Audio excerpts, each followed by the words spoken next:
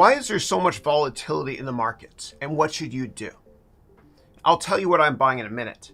Now, the best way to understand what's happening right now is to go back in time to the early 1980s when inflation was way worse than it is now. Now, I'll come back to the doc and medicine that fixes the economy very, very soon. But first, let's go back in time to the early 1980s. So in the early 1980s, inflation in the United States reached 14% versus less than 10% today. And if inflation goes up a lot, then you don't have an economy. Now, things were much worse back then than today because back then in the early 80s, you had 10% unemployment versus close to 4% right now. So things are not as bad as people think they are. So how did the government lower inflation in the 1980s? Well, what they did was they increased interest rates to close to 20%. And they did this because they were terrified that inflation would get just as bad as it was in Germany after World War I.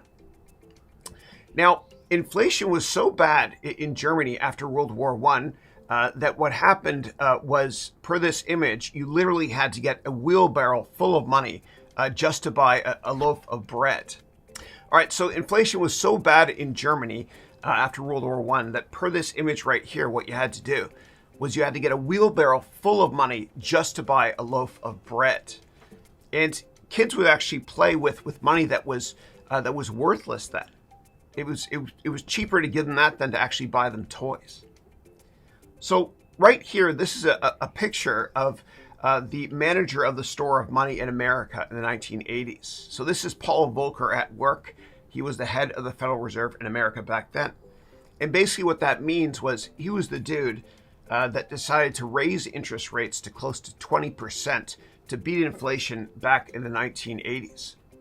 Now, he spent a lot of time back then talking to German economists on how to make sure that inflation did not get out of control in America. And it looks like he has a beard here. People used to smoke during work back then. It's crazy. All right.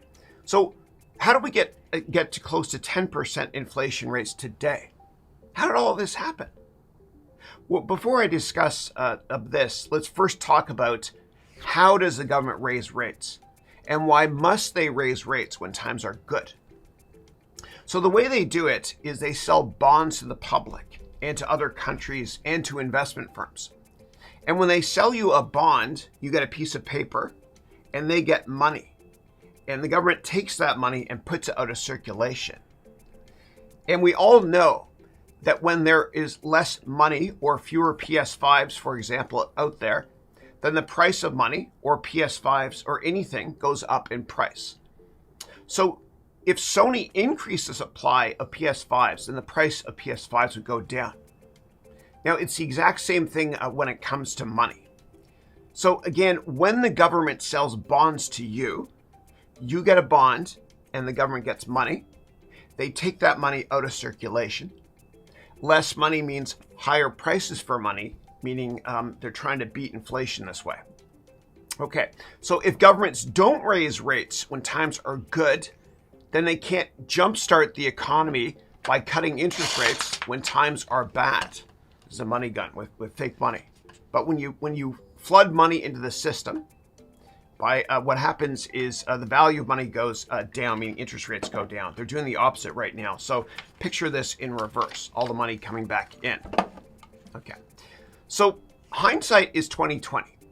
But in 2020, when the economy was doing well before COVID, governments did not raise interest rates enough. And what you have to do is you have to raise rates when times are good so that you can cut rates to jumpstart the economy when times are bad. This is one of my favorite props. And when governments cut rates, what they're doing is they're buying back bonds from you. So you give the government their money back, and in return, they give you, you give the government the bond back, and in return, the governments give you your money back, meaning supply of money goes up and interest rates go down. Okay, if you have questions about this, let me know, please. So it's similar to with a PlayStation 5. Okay, so if more PlayStation 5s are available, then the price of the PS5 goes down.